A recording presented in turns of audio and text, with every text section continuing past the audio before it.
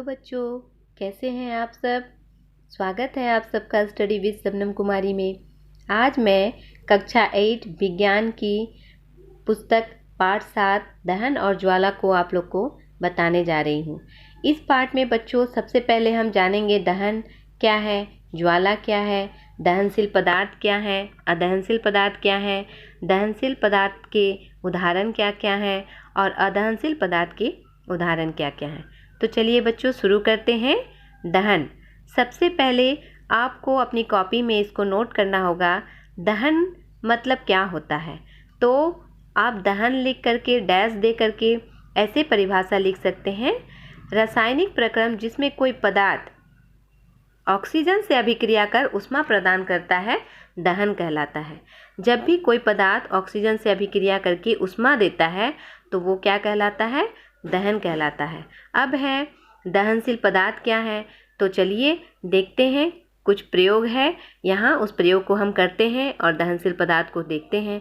तो यहाँ हमारा प्रयोग के लिए कुछ सामान जो है वो हमें घर में आसानी से मिल जाते हैं। अभी तो आपको ये प्रयोग करने के लिए विद्यालय तो नहीं, घर में ही आपको करना है। लेकिन हाँ, ये इस प्रकार का प्रयोग है कि आपको किसी बड़े की उपस्थिति में करना है।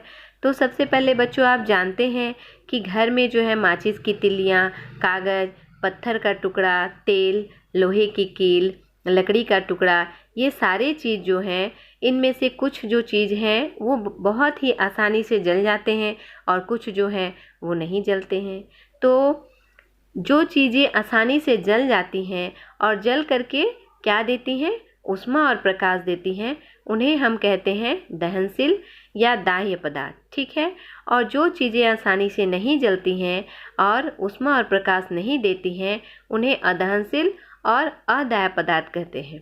तो चलिए इस प्रयोग में हम देखते हैं कि कौन सी चीज़ें हमारी जल रही हैं और कौन सी नहीं जल रही हैं।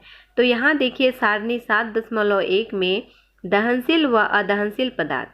तो सबसे पहले यहाँ मेरा पदार्थ है लकड़ी, माचिस की तिल्लियाँ, लोहे की कील, कांच, तेल। अब है दहनशील क्या है, जो जल रही है। तो आप लोग भी जानते हैं बच्चों की लकड़ी जो है वो आसानी से जल जाती है, तो इसको मैंने यहाँ पे टिक किया हुआ है, ठीक है। माचिस की तिल्ली ये भी जल जाती है, इसको भी मैं इस कॉलम में टिक की हूँ। लोहे की कील ये नहीं जलती है, तो इसको मैंने इस कॉलम में टिक किया हुआ है। इसको एक बार मैं फिर से दिखा दे रही हूँ आपको अच्छे से। सबसे पहले जो है लकड़ी, ये दहनशील पदार्थ है, तो इसको मैं टिक करती हूँ। लकड़ी जो है ये दहनशील है। माचिस की तिल्ली ये भी दहनशील है, इसको भी मैंने टिक कर दिया।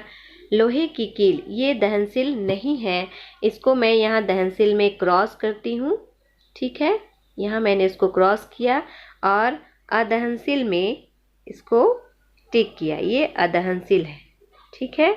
आगे देखते हैं कांच। कांच जो है ये भी दहनशील नहीं है, इसको भी मैं यहाँ क्रॉस करती हूँ, ये मैं इसको क्रॉस करती हूँ और अदहनशील में इसको मैं टिक करती हूँ, ये अदहनशील है। तेल जो है, ये तेल जो है वो तेल जलती है, जैसे किरोसिन का तेल हुआ या सरसों का तेल हुआ जिसे हम दिया जलाते हैं, तो ये तेल हमारा क्या है, दहनशील है। इसको मैं यहाँ टिक करती हूँ। चलिए आगे बढ़ते हैं।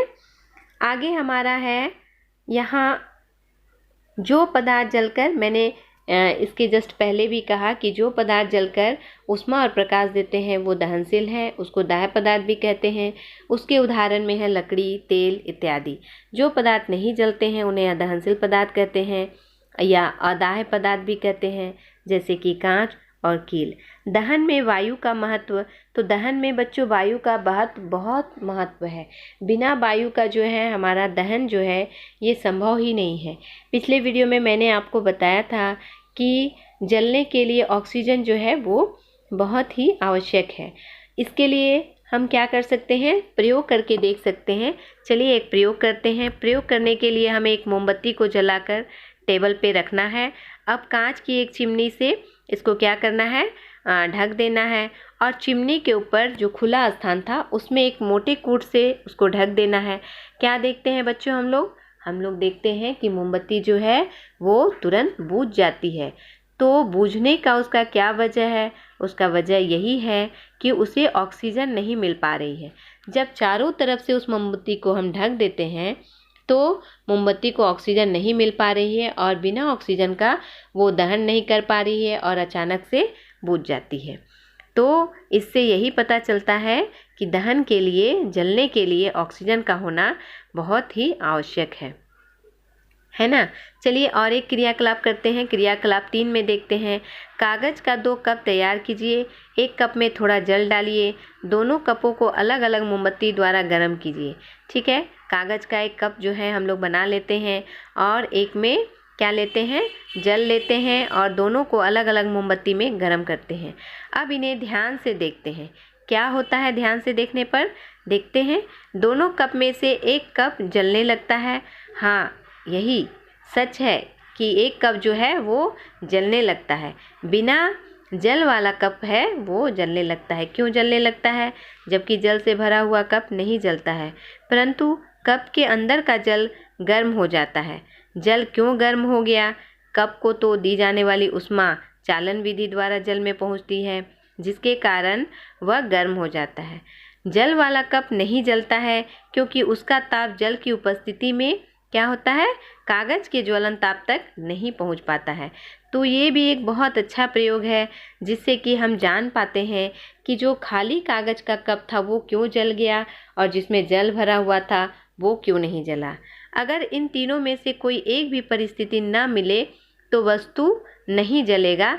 दहन के अब हैं क्या, यहाँ पे दहन के जो हैं यहाँ प्रकार देखते हैं। ठीक है, आगे चलते हैं।